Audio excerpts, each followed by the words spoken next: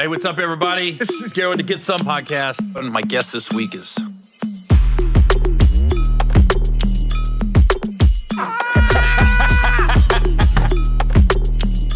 This motherfucker Gary.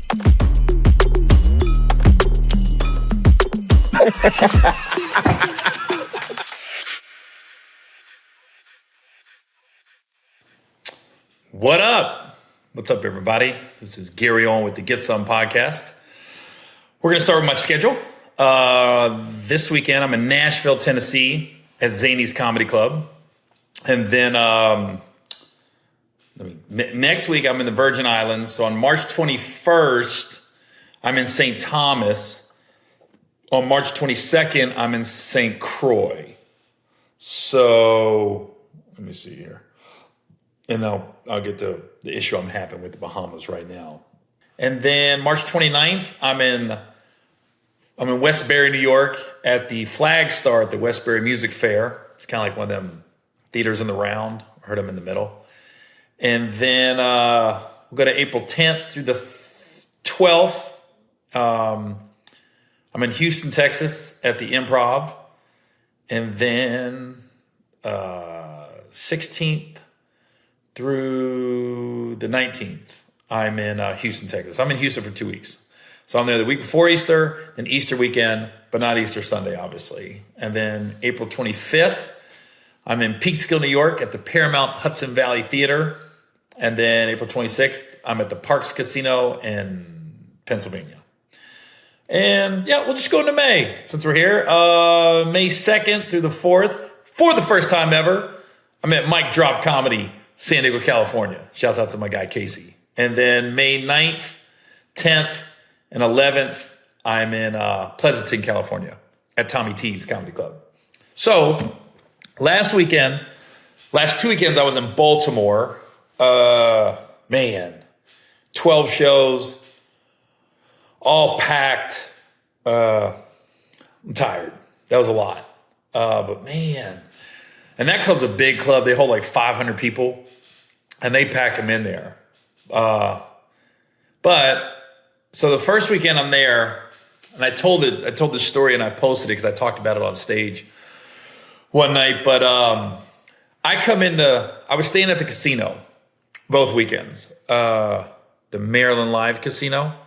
And so after my shows, might gamble a little bit, get on a slot machine, play some craps or something.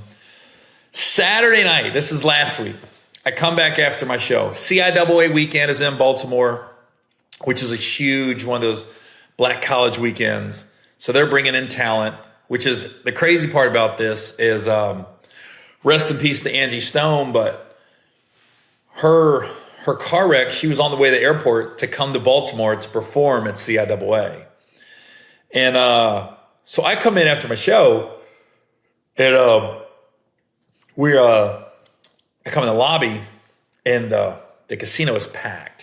So you got the Tank Davis fight, Baltimore native, CIAA, so you got so many colleges there, and come to find out Gucci Mane and Jeezy was in concert also. So the casino was packed, very black. I was the whitest dude there.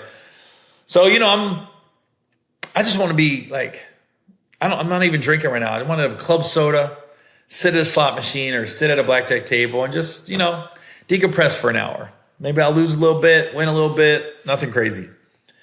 But I'm getting, oh boy, I'm scared. So I find a $1 slot machine in the corner. And this girl comes up and goes, "Are you who I think you are?" And I was like, "Denzel Washington, yes." And then she goes, "Oh, okay." Then she starts talking, small talk, nothing crazy. And I was like, all right, this conversation is going a little too far and it's going too long.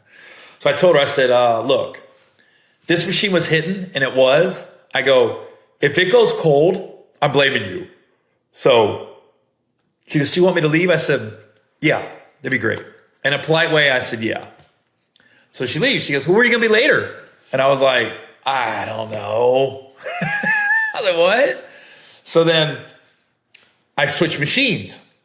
20 minutes later, this girl shows up again. And she goes, "What are you playing?" And I was like, oh my God, it's a slot machine. So how you play this? I go, you put money in the machine and you press a button and it's all luck.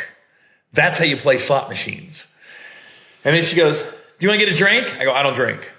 So then she goes, oh, okay, you want me to leave? I said, listen, machine's gone cold since you got here. So yeah, could you leave again? She leaves again. 15 minutes later, I'm on a different machine. Here she comes. This time she sits down next to me and I'm going, I go, lady, you're a black hole. Because every time you come around, I start losing money. And she goes, well, what are you doing like after? Like, now I'm realizing, oh, there's a hooker. So I'm going, now then, just please leave me alone. So at one point, I only put $100 in the machine. I lose the $100. She's sitting next to me. I literally spun my chair away from her and just walked away. I didn't say goodbye. I didn't say nothing. I just walked away. I go to the high limit now, and I'm playing blackjack. Because $100 a hand. So now, you put $100 in a slot machine, it's a $1 slot machine, not a big deal. You playing $100 a hand, yeah, it's a big deal. Leave me alone. I'm trying to concentrate. So I'm playing. Cards are going pretty good. Cards are going my way. Here she comes. She's standing. So I'm in this chair. She's standing at the chair next to me, but she's leaning over. And I'm looking at the pit boss. I'm going, and I'm looking at the dealer like, so they picked up on it and they go, ma'am, are you playing? She goes, no, I'm here with him. And I went, I didn't say a word. I just went. And they go, oh, well, if you're not playing, you got to leave. And she goes, well, can I have a drink at the bar? And they go, I mean, you got to buy a drink. And then she goes, can I ask you a personal question? And keep in mind, I'm not speaking to her at this point. I haven't said a word. She goes, are you married? Are you married? And then I was like, what is going on right now? They had to escort her out. I don't know if they escorted her out of the casino, but they escorted her out of the high limit area. And I never saw her again. But I kept wondering, like, was there an angle here? Was I getting set up in some kind of strange world in her mind? And then she wasn't fine. I was like, wow, I must have really gave off a vibe that I'm struggling out here. That I would not only get a hooker, which I wouldn't, or I get an ugly hooker. Come on, give me a little credit. So that was it's probably the most exciting thing that happened at the Baltimore Comic Con weekend. And I will say this shouts out to my guy Adam and Rob. Now, if you saw me this weekend in Baltimore, or the last 2 weeks, I got a little young guy, a little white dude named Adam Fynke. He opened up the first week, and one of my normal guys, Rob Rodriguez, he opened up the second week. And Rob's been in the game a long time. He's a vet. Adam's a younger guy, making his way. This is what I love about young comics that are in it and grinding.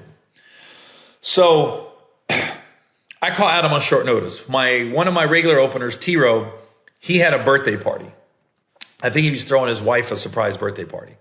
So he was like, yo, I can't do this weekend. This is the only time she's off, and we're going to do a surprise party on Saturday. I said, cool. Call my guy Adam. Adam's living in Austin for the month of February, but he's driving back to California at the end of the month. I said, you want to do Baltimore? He goes, yeah. No, I don't know all his circumstances of how he's getting there. Gets to Baltimore, and Friday night, the late show, Adam struggled. Didn't get booed, but he struggled. And you know what I love about these young guys, and I gave him a little bit of advice. Don't come out so aggressive. This is a very black room. If you've never done the Baltimore Comedy Factory, it's not an improv. It's not a funny bone. It's not a helium. It's a black room. And black room, the energy is different. It just is. You got to read the room. And, Adam just read it wrong that night. And I told him, I said, don't ever let the crowd know they're winning. Because here's the thing about stand-up. You might not be getting the laughs you think you should get, but sometimes people are just observing and they're enjoying the shit out of you, but they're just not laughing like you're used to. And Adam on Friday, he kind of let the crowd know, oh, they're winning. Because he said something to a guy in the front. He was like, yo, what are you texting? Because clearly that's more entertaining than what I'm saying. something along them lines. And it kind of opened up the crowd like, oh, this guy ain't funny. You're kind of letting them in on, I can feel your guys' energy and you guys don't think I'm funny. And I said, don't ever do that. Don't ever do that. Because I don't care if it's 2 people or 2,000 in the room. There's people out there that are enjoying you. And so as long as you're not getting booed, silence sucks, I get it. But as long as you're not getting booed, people are listening. And you never know, because I'm telling you, we did the show Friday. We were doing the meet and greet, and people were coming up to Adam saying, dude, I don't know why you thought you weren't doing well. We were enjoying you. And to his credit, Saturday and Sunday, he came back strong. He reworked his shit a little bit, tried some different shit out, moved some jokes around, and he killed Saturday and Sunday. And I've seen him do that a few times. And Adam's a young guy. He's only been doing it a few years. So you're going to catch a brick at some point in your career. And I'll say I respect him so much because come to find out, we talk about these social media comics that don't know the grind of what we had to go through before social media stand-ups. This is what Adam had to do. I didn't know all this. He drove from at like 3 a.m. from Dallas to Austin to catch a 6 or 7 a.m. flight to get to Baltimore to make the show on Friday. Flies back into Dallas on Monday, and he drives to LA because he was headed back. So he was on like a 6 a.m. flight out of Baltimore to get to Dallas, and then immediately got his car, which is at long-term parking, drove to LA. I think he said he stayed in Phoenix the one night, but it's just he's grinding right now, but he's got no kids. He's not married. So he has no responsibilities other than himself. So you have that level of freedom that you only have to answer to yourself. What can I put myself through body-wise and mentally? And it just reminded me of my grind days and how much they suck, but you love it. You fucking love the grind, if you're being honest. It's funny because it reminded me, and I probably told this story before, but I was talking to Joe Coy today, and we was talking about just the grind. He was talking about he's got a flyer with him and Gabriel Iglesias. And shouts out to Gabriel Iglesias, got his star on the Hollywood Walk of Fame. He said, I got a flyer with me, Kevin, and Gabriel. He goes, I got this radio show that Dave Chappelle was on and all these JB Smoove and all these other people. And then I was like, dude, I got a flyer with me, Kevin, and Gabriel Iglesias from 4th and B in San Diego in 2000, where I paid Kevin $2,000 to be on the show. And I was like, it's just part of the grind. And I said, man, my first road gig was El Paso, Texas. And I drove from San Diego to El Paso in one day. And I didn't have a lot of money.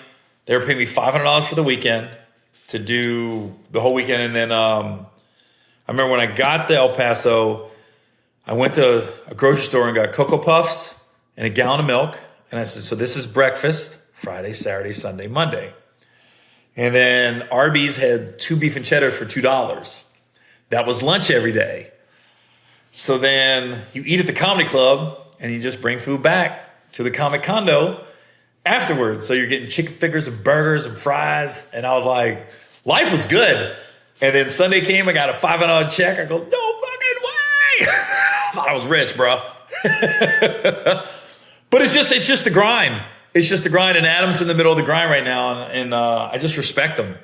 I respect the grind. I respect the hustle. I tell you what, I respect the comedian more that is trying new stuff that might not work, that a crowd might go flat, but he's trying. He's working shit out. And more than a comedian that's just doing the same exact show every single night. And they're not pushing themselves to try something different. So the respect factor that I have for Adam right now is through the roof. He's going to be with me this weekend in Nashville. So we are going to be recording these shows. So you should get some good clips out of it. Yeah. So what else I want to talk about? I was listening to the Breakfast Club, and they had Andrew Schultz on, whose new specials on Netflix. And I love Andrew, but they brought up the Kendrick Lamar thing. And I'm listening to it, and Charlemagne is and Andrew, they're having fun with it. They're going back and forth. And all of a sudden, the girl that fills in for Jess Hilarious, that was there when I was there a few months ago, they said, Kendrick has never really said who he's talking about. And we assume it's Andrew Schultz, but we don't know. We're just assuming. So Andrew's like, how do we even know Kendrick was talking about me? I go, and Andrew was like, Kendrick's fans were really coming at him, like threatening him, his family and stuff like that. So he goes, so when he did that, and when Kendrick said, run up on your ops, or something along them lines, Andrew was like, in his mind, Kendrick gave the okay to run up on Andrew and his family. And so Andrew's like, all right, if you want to play that game, I'm gonna come at you. I'm gonna say you short. I'm gonna say I could violate you in prison if it was just us two, things like that. Joking, but little probably he's pushing back, basically. Like, you're not gonna threaten me and think I'm just gonna sit here and take it. So they're having this back and forth with Andrew, Charlemagne, Envy, and the girl that's filling in for Jess Hilarious. And now Envy, Charlemagne, and Schultz is like, we don't even know who Kendrick was talking about. He could have been talking about Gary Owen. And literally, their girl goes, ain't nobody checking for Gary Owen. And I was like, I tell you, this girl, I can't remember her name. She, I don't know what her issue with me is, but I'd be like, what? How did I catch a stray? I'm not even there. Ain't nobody checking for Gary Owen. And I'm like, well, I just did 12 shows in Baltimore. Somebody checking for me. I'm sold out in Nashville this weekend. Somebody checking for me. Oh, I got a Vegas date July 12th. Palms Casino, Pearl Theater. Somebody checking for me. I just think in her world, she'd check about. And you can tell she's younger. And you can tell she takes her hip hop real serious and the lyrics real serious. I could tell when I was there. I go, so she's like, Andrew, how can you say that? And he almost was defending Kendrick, but I was like, oh, she takes those lyrics serious, takes her hip hop serious. But in her mind, it reminded me, it was like when Tyrese got mad at me because I said a joke. Like, in her mind, I'm not a real celeb. I'm not a real entertainer. She doesn't take me serious. She doesn't feel, I bet you in her mind, if she was booking the show, she wouldn't have me on. I bet you in her mind, she goes, no. Gary, he's not big enough to be on our show. That's the vibe I get. Like, in her mind, I'm beneath a celebrity to be on that show. So that's just the vibe I got. I could be wrong. I can't wait to go back. I hope she's filling in for Jess so we can talk about this in person.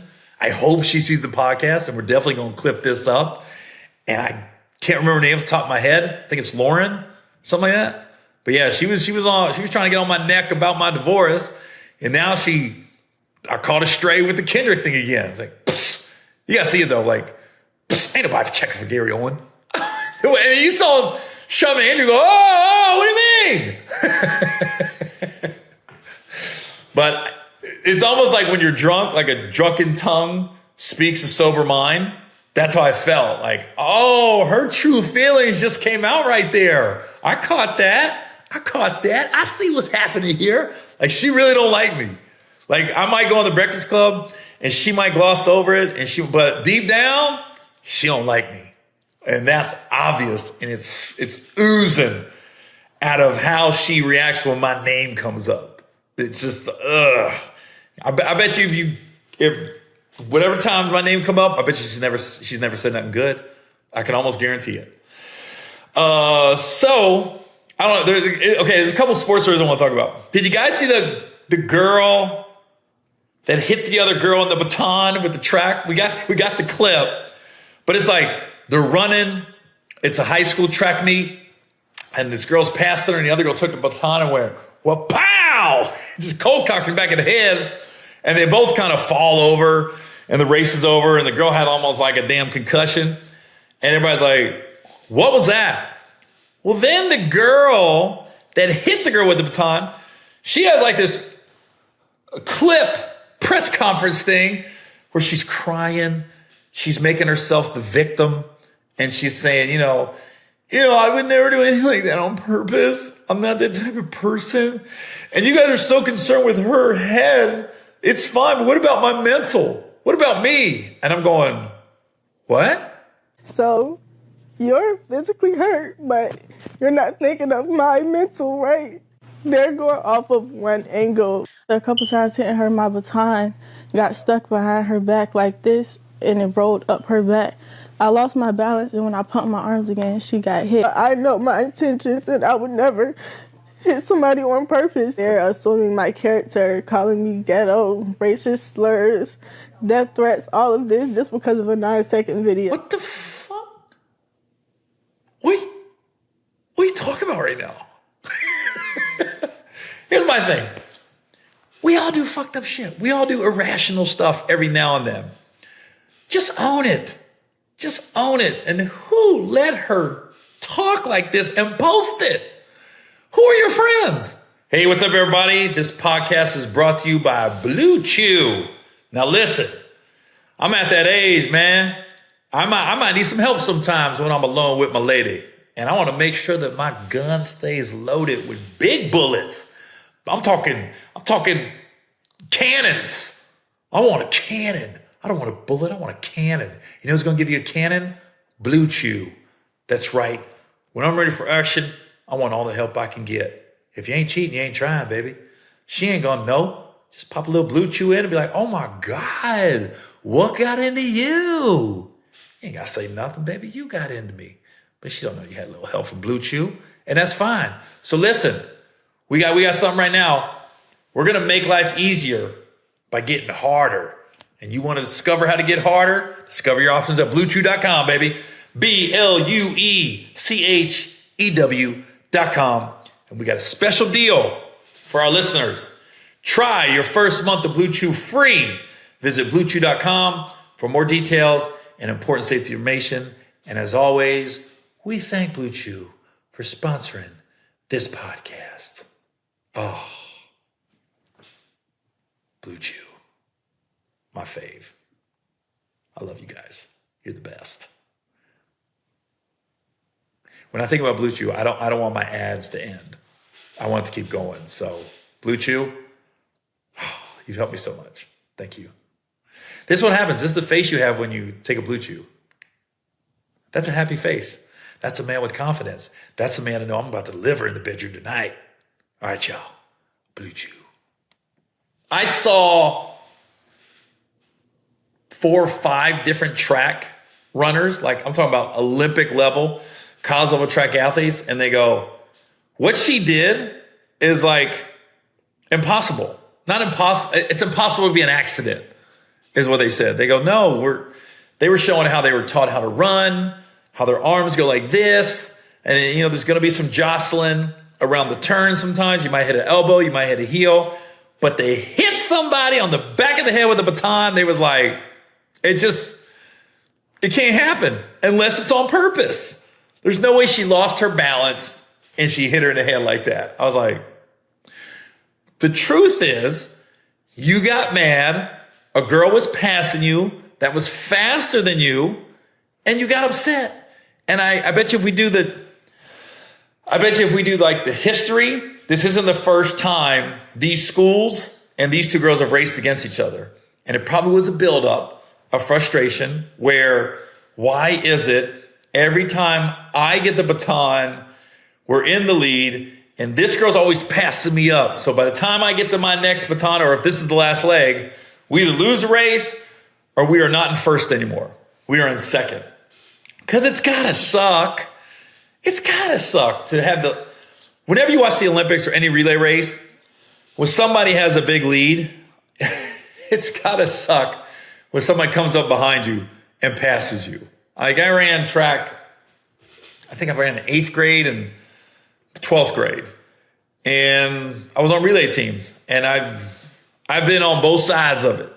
I've been the guy that passed somebody, and I've been the guy that got passed. And when you get passed, it sucks. Because there's nothing you can do about it. Except hit him in the back of the head with a baton. There's nothing. You just got to take the L. And if anybody bags on you, just know they probably couldn't beat that person either. So I wish she would have just owned it and just been like, look, I was frustrated. I lost my head. I am so sorry.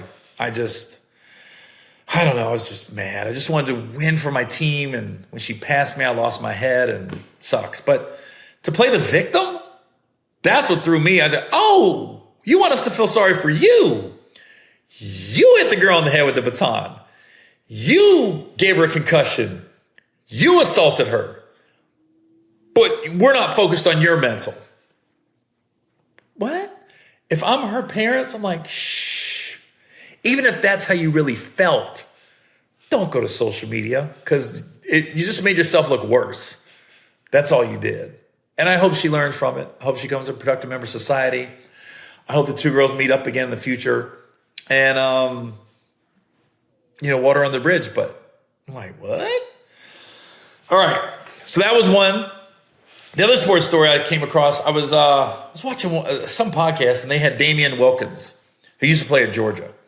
And I think he's the nephew of Dominique Wilkins, maybe? I'm pretty sure. Yeah, I think he's the nephew of Dominique Wilkins. But he told the story of this basketball player named Tony Cole. Now, I never heard of Tony Cole. I don't remember who he was. But he said the 2002-2003 season when Syracuse won the national title and that was Carmelo was dominating. They were like, Georgia had a squad. And Georgia had a squad that matched up well with Syracuse. And Coach Herrick was looking out for certain players. And this one guy in particular, Tony Cole, was his name. Herrick had bought him a TV or bought his mom a couch. Something that now we don't have to worry about with NIL. But back then, they made coaches and boosters and kids out to be villains and act like they're the worst human beings on the planet if they took any gifts from anybody. Almost like, remember when Jameis Winston got busted getting crab legs from Publix in where's Florida State at? Not Gainesville, that's Florida. Tallahassee. So he's at Florida State, Heisman Trophy winner, goes to Publix, gets some crab legs, walks out of the grocery store. They made Jameis Winston out to be a thief. He's a criminal. He's a crook. And even when I saw it, I went, wait a minute. He just got the hookup. That's all that was. That was the best football player on the best team in college at the time, goes into Publix, sister sees him, you ain't got to worry about Jameis, we got you. Leaves, then they act like he stole crab legs and left without paying for him. Yeah, he did leave without paying for him because he's the freaking Heisman Trophy winner and he brought your school a national title. So the least they can do is give him free crab legs at Publix. So they made him out to be this terrible human being. And really, it was just a hookup. Everybody would have did it.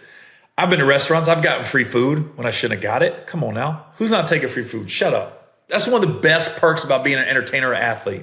Free shit. Ain't nothing like free shit. T-shirts, shorts, socks, hats. This hat's free. This hoodie was free. Why? Because the guy that runs Legends and the girl that made this hat were fans. And they're like, yo, we wear our stuff. Yes, I will wear a Legends hoodie. It's comfortable. It feels good. And I like it. Yes, I will wear your Fearless hat. Because a lot of times when I wear hats, I look like Jerry's kids. And people want to give me money. And I rarely find hats that fit my head right. And this one does. So that's why you see me always wearing Fearless hats. I'm not getting paid by Legends. I'm not getting paid by Fearless hat. But it was free, and it's the hookup. Same thing Jameis Winston did. He got crab legs. I got a hoodie. People just hook you up. That's all it is. And even people that aren't entertainers, if you got a hookup, you got a homeboy that works at FedEx, he might give you his number, get a discount on packages. It just is what it is. This whole world is a lot of hookups. And those crab legs were hookups. And they made Jameis out to be a criminal, like he stole a bunch of food from Publix. That's not what happened. But this ain't that story. This is about the 2002-2003 Georgia team. And this guy, Tony Cole, really, when I heard this story, it really pissed me off. And I never heard the story before. So Damien's telling him how, Coach Herrick looked out for him, and he said Tony Cole was a bit of a hothead, had a checkered past, and he said, look, I got you. You just got to go to class. That's all I need you to do. And I guess he had been in trouble. He had been suspended numerous times. So you got this Coach Herrick, and you got different people at Georgia looking out for him. And I guess they never bought him anything crazy, like a couch, TV, maybe his mom a couch or something. Nothing crazy. Food, things of that nature. Tony Cole doesn't go to class. So you know what he does? He goes to ESPN. I'm sorry. Coach Herrick told him you can't play in the SEC tournament. And Georgia's going to be a number 1 seed in that year's tournament. And Tony Cole, when he got suspended from the SEC tournament, goes to ESPN with all the receipts of food, the couch, the TV. Everything got bought for him and completely rats out his whole team. Georgia gets suspended. They don't get to play. Coaches got fired. Guys' dreams are crushed. All because Tony Cole got... Who you mad at? All you do is go to class. That's it. And let's look at Tony Cole since then. Because I'm thinking, what has he done with his life? And I purposely did not check this until now. Let's look up Tony Cole, Georgia.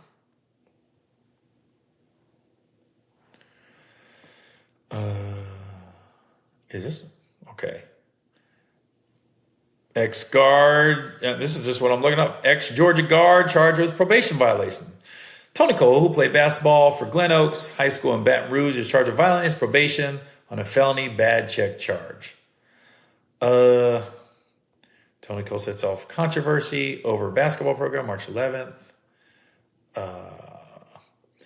Former Dogs player Tony Cole in Chicago jail. This is in 2009. 6 years after his accusations of improper benefits led to the exit of 2 University of Georgia basketball coaches. Tony Cole. I don't know why I'm saying his name like that. Tony Cole. 6 years after his accusations of improper benefits led to the exit of 2 University of Georgia basketball coaches. Tony Cole is in the middle of another scandal that has led to the dismissal of a county official in Illinois. Cole was recently fired as a human resource assistant with Cook County in Chicago. Cole's former boss, the county's chief financial advisor, Donna Dunnings, was asked to resign last week. After it was disclosed, she had twice bailed Cole out of a Chicago jail. Following his recent arrest for violating a protection order involving an ex-girlfriend, they had pleaded guilty to punching in the face in 2008. This guy's a piece of work. In 2003, Cole told a TV journalist he made an A in a University of Georgia class he did not attend, which is academic fraud, according to NCAA rules. The class was taught by former Georgia assistant coach Jim Herrick Jr., son of the head coach. In the same interview, Cole said the Herricks provided him with money for a hotel stay, telephone bills, and even a TV, said all violation of NCAA rules, which wouldn't be shit right now with NIL. Herrick resigned. Herrick Jr. was fired in 2003 as NCAA sanctions were placed on the basketball program. According to the Chicago Sun-Times, Cole faced new charges that involved violating his bond, obstructing a police officer, resisting arrest, and battery. Last week, his bond was increased to $200,000. He was sent back to Cook County Jail. So Tony Cole is a piece of work. And I remember that Georgia scandal. I didn't remember they were that good, but I remember Coach Herrick had left UCLA and went to Georgia, and then, that's what you're just looking out for your boys, looking out for your players. I'm a little short. Can I get something? Yeah, go to Taco Bell, man. Get something to eat. Here's a little TV. I guarantee it wasn't no flat screen, high def, 100-inch. Little TV put in his dorm. Here's a couch. Here's some airline tickets. Tell your mom come to the game. They're just looking out. It's so funny because the people that looked out for him the most, he burned. And why? Because you couldn't play in the SEC tournament? Because you didn't go to class? When I heard the story, I was like, oh, this is why the older I get, and I'm so glad we have podcasts now and we have different outlets, because when I was coming up, all you had was ESPN. You only get one side of the story. And you got newspaper articles, but you didn't have you never really heard from the players themselves. And now I remember Randy Moss. They made him out to be a thug. One of the greatest guys you ever want to meet in your life. With this, the Georgia thing, I remember thinking, damn, Coach Herrick's shady. He's dirty. He'd be like, oh, they're giving their players money. He was just, he was just looking out for his guys, I'm like, not a big deal. But it's so funny how nowadays you got guys on podcasts and they can tell these stories. And I go, oh, now let me see. Is this the Tony Cole? There's an IG that says Real Coach Cole. And I wonder if this is Tony Cole, the Tony Cole that we're talking about. I don't think it is. This might be a different Tony Cole. No, this guy's all about the big baller brand. I don't know if that's him or not. I don't know. Yeah, I don't think it is. So, yeah, Tony Cole. Well, enough about the baton girl. Enough about Tony Cole. I don't know what to do about my team right now, the Cincinnati Bengals. As I record this, T. Higgins still hasn't signed. Jamar Chase still hasn't signed. Trey Hendrickson, we don't know. He's still not signed. I'm going, what are we doing? I mean, I'm glad we got Mike Gesicki signed, but the Bengals have cost themselves so much money. They could have had Trey, T, Jamar, all signed. None of them would be the highest paid at their position or even close if they would have signed them early. And now the price just keeps going up. Unless they know something I don't, and T and Jamar are going to come out together and both sign the same day, I don't even know what's going on. It's so frustrating. I love my team, but man, they're hard to. It's not the fans, it's not the players, it's not the coaches. It's just that front office. And maybe they know something I don't. I hope, because we have a history of supposed to being cheap, but I don't think that's necessarily true. I think we can't get out of our own way sometimes. This is one thing I'll say about the Bengals, and I talked to a couple ex-players. They said, here's the good and bad part about the Bengals. The bad part is this Jamar and T thing. They drag their feet. The good part is, which would entice free agents to come here, is they don't like cutting people once they sign them. Which means if you sign a 4-year deal with the Bengals, even if you're ass the first 2 years, the Bengals' history is not to cut you. It is to keep you the 4 years, because that's what we signed you for. You rarely see them cut a guy before their contract is up. So like Mike Gesicki just signed a 3-year deal. Watch. Mike Gesicki is going to be in Cincinnati for 3 years. BJ Hill signed a 3-year deal. BJ Hill's going to be here for 3 years. They just I don't know if it's, so maybe that's a good way of getting free agents to come here like, yo, because, football, you got to earn your money. It ain't like basketball and baseball where you got to, it's all guaranteed. Nah, they can cut you at any point and they got to pay you the last couple years of your deal. So Cincinnati does have a history of playing out their contracts. I'm just trying to get free agents here. I mean, that is the truth. But, what they don't have a track history of is paying top dollar at their position, at certain positions. Like, I thought the narrative had changed once Joe Burrow got here. I was like, well, he's going to be the highest paid. And they've already said Jamar is going to be the highest paid. So what are we waiting on? Just get it done, baby. It hurts. We want to root for you. Come on, front office. Do right by us. We need it. I just want to, man. I love how the NFL does it. Super Bowl, you got 4 or 5 months, you got 5, 6 months for the next game is, but they space everything out a month apart. Month after the Super Bowl is the combine. And then free agency opens up. And then a month later, the schedule drops. And then a month later is mini camp. So they space it out perfectly. So as NFL fans, we get our fix. We get the combine. Oh, and the draft. Shoot. You get the combine, and then you get free agency starts. Then you get the draft. Then the schedule drops. And then mini camp. And then you just got July. You're just waiting to get through July. So you got what? Combines in February. The free agency starts in March. The draft is in April. The schedule drops in May. Mini camps in June. And then we just got to get through July, baby. And you get a little fix of your team here and there. But that's all you got to do. But I hope by the time this podcast airs, we've signed Jamar and T at least. And because Trey wants to stay too. Trey's sitting there going to children's hospitals in his Bengal jersey. He's still in Cincinnati doing charity events. Sign our boys. Joe wants them here. We want them here. Oh my God. I don't know why I'm wearing Eagles colors. I don't know.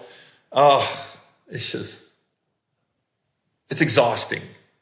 It's exhausting getting on your phone every day looking for that breaking news. You're just looking for Jamar and T. And I don't want to be a GM. I don't want to be a guy in other people's pockets. I don't care what you got to pay them. People be doing that. Well, they got 30 million here. They got to move 40 million here. It only leaves 20 million for the rest of the team. I don't give a fuck about any of that. Just make it happen. Move some shit around. Work it out. Everybody wants him back. Bring him back. I don't know. I don't know. I would love to see the Bengals bring in Calais Campbell. I've been trying to get Calais Campbell to Cincinnati for 20 years. He's been in the league for 20 years. I've been trying to get him every year. Just 1 year, bring Calais here. I think he's good for 1 year. That's it. Just bring him in, just a little stopgap, get the young guys on board. Calais Campbell did something so smart. I know this is random, brought out left field, but when he played in Baltimore with the Ravens, he bought Michael Phelps' old house, and it was like this, sat right on the water, and it was like 4 or 5 stories. It was more like a rectangle house. And he put an elevator in it. And the elevator cost like, I think his sister said $400,000. It was a lot. It was an elevator in his house. And I was like, man, that's a lot for an elevator. But it's an elevator in your house, which is kind of symbolic shit. But I said, why do you do it? And he said, well, he's got to climb all these stairs, right? And he said, if he could save his knees every day, like he comes home, he doesn't have to climb stairs, doesn't have to go up or down them at all. If he could save his knees, that $400,000 investment on the elevator will probably get him another 1 or 2 years in the league, which is definitely going to pay him more than $400,000. Sure enough, this was 3 years ago. He's still in the league. So it paid off, the little elevator. But he's in Miami now. But the years he was in Baltimore, it paid off because he's still healthy. He's still balling. It's crazy. Like, I would never think like that. That's somebody definitely smart. I saw an interview with Leonard Fournette. He said when he got in the league, he was about to buy a Richard Mille watch. Or something that the watches that cost like $500,000. And Calais was on his team in Jacksonville. He goes, why would you do that? Do you know all the investments? Do you know the property you could buy for that type of money? And he was like, oh. And he goes, yeah, don't do that. Don't spend all the money on the watch right now. Like if you got Jeff Bezos money, who cares? Conor McGregor money, who cares? But in the NFL, you got a couple million. You can't live off the rest of your life off that. You got to start making investments. And so, yeah, Calais is just smart. But who would ever thought put an elevator in your house to save your knees to give you a couple more years in the league? I would have never thought of that. Smart, still in the league. Why don't you bring them healthy-ass knees to Cincinnati, Calais? Come on, baby. Bring it. We love you. We want you. Hopefully. This podcast is going to seem dated as hell if by the time it airs, Calais signed with somebody and Jamar and T got signed. I'm sitting here begging for him to get signed. Or Trey Hendrickson got traded or signed. But that would be a dream come true. By the time you're watching this, you're like, when did you record this, Gary? Well, I recorded it yesterday. It's going to air now, today. So we'll see what happens. Just cat's out the bag. It's Wednesday morning. This podcast is airing Thursday. So we'll see what happens. All right? So again, come on, Cincinnati. What did we get out of this episode? Don't hit anybody in the baton with the head. Don't hit anybody in the head with the baton. Tony Cole, you really fucked up Georgia's chances 20-some years ago. The ugly hooker in Baltimore, yeah, good try. Nashville this weekend. Vegas, July 12th, Pearl's Theater in Palms. And the Breakfast Club girl. Ain't nobody checking for Gary Owen. What'd I do to you? What is your issue with me? It's just the visceral response. I think I said that right. Visceral response. Yeah. What are you doing? All right, y'all. We'll see you next week. This is Gary Owen with the Get Stoned Podcast.